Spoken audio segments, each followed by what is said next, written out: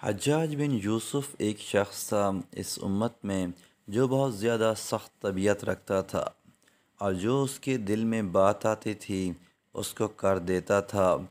ایک دفعہ وہ طواف کر رہا تھا تو اس نے دیکھا کہ مطاف کے اندر بیٹھ کر ایک اندھا دعا مانگ رہا ہے کہ اللہ میری آنکھوں کو بینا کر دے، مجھے روشنی عطا کر دے۔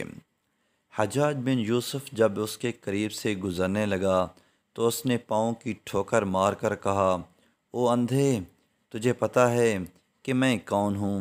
تو وہ بیچارہ حیران ہو گیا کہ یہ کون ہے۔ پوچھا کون؟ کہنے لگا حجاج بن یوسف۔ وہ تو گھبرا گیا تو حجاج بن یوسف نے کہا، دیکھ میں طواف کر رہا ہوں اور میرے چند چکر باقی ہیں، میرے طواف مکمل ہونے تک تیری آنکھیں ٹھیک نہ ہوئیں تو میں تجھے قتل کروا دوں گا، اور ساتھ ہی ایک سپاہی بھی متعین کر دیا کہ اندھا بھاگنے نہ پائے۔ خود طواف کرنے لگ گیا۔ اب تو اندھے کا حال ہی عجیب ہو گیا۔ دعا مانگتا تھا کہ پہلے تو میں بینائی کا سوال مانگتا تھا، اب تو زندگی کا سوال ہے۔ اس طرح تڑپ کر اس اندھے نے دعا مانگی کہ اس کے طواف ختم کرنے سے پہلے اللہ نے بینائی عطا فرما دی۔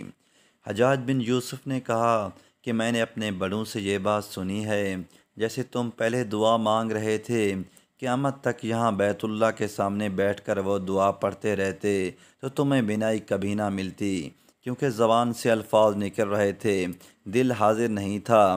اب جب تمہیں جان کی فکر ہوئی کہ میری موت اور زندگی کا سوال ہے، اب تم نے تڑپ کر دعا مانگی، اور جو بندہ اس مطاف میں تڑپ کر دعا مانگے اللہ کبھی اس کی دعا کو رد نہیں کیا کرتے۔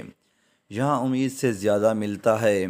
حاتم طئی ایک امیر سخی آدمی گزرا ہے، اس سے ایک مرتبہ کسی فقیر نے 5 دینار مانگے تو اس نے اپنے نوکر سے کہا کہ اس کو 500 دینار لا کر دے دو۔ نوکر بڑا حیران ہوا، کہنے لگا کہ جی 5 دینار مانگے تھے، آپ نے 500 دینار دینے کا حکم دے دیا۔